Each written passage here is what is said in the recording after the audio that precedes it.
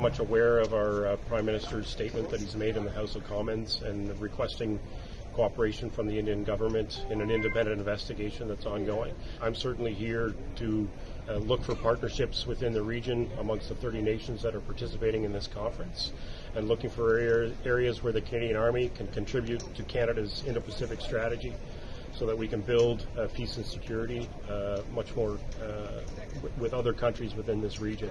And we'll do that through opportunities with like-minded nations for low-level exercises, multinational forums of discussion, capacity building, and exchanges of officers and soldiers on exercises.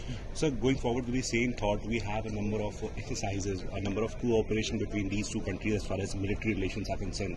Are we going to see any sort of impact of the current condition on those exercises and the cooperations? No.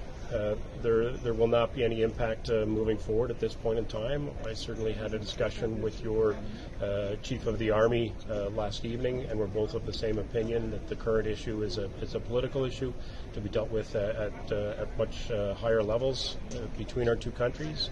And certainly between the Indian Army and the Canadian Army, we will continue to look for opportunities to exchange ideas, train together where opportunities exist, and contribute to peace and stability in this region. And that's really the fundamental reason for this conference. And we're very gracious for India to be hosting it. Sir, do you think that the deterioration in the relationship will impact Canada's Indo-Pacific strategy? Because India is a key pillar for the Indo-Pacific strategy, and right now the relationship between Canada and India are going downwards. Well, I'll let our political masters deal with that question. The reason that I'm here is to contribute, to areas where our two armies can contribute to peace and security. And certainly both of our armies continue to see areas where we can work on that. Whatever happens between our two countries, I really can't comment on that. Mm-hmm. And so also when it comes to the challenges in the Indo-Pacific, China is a challenge in the Indo-Pacific. How do you see how do you see Canada and India working together to deal with the China challenge in the Indo-Pacific? I think it's simply presence for the most part.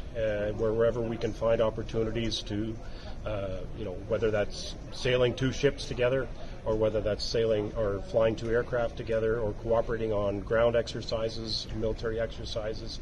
I think the more countries that can come together as multinational elements in exercises and operations, that sends a very strong message that nations are united within the region in determining and keeping the area safe and prosperous and open. When it comes to the comments by the Canadian Prime Minister, it has cast a shadow on the relationship. You have already said that it's up to the political masters. But are you hopeful that the relationship will see brighter days ahead someday? Because relationships do tend to go through bad days and sunny days as well. You're hopeful that sunny days will come soon? Of course, I'm very hopeful that this matter will be quickly resolved between both of our nations at a political level. I'm confident that it will, and that relationships will get back to normal as soon as possible. But certainly, and I'll just reiterate again,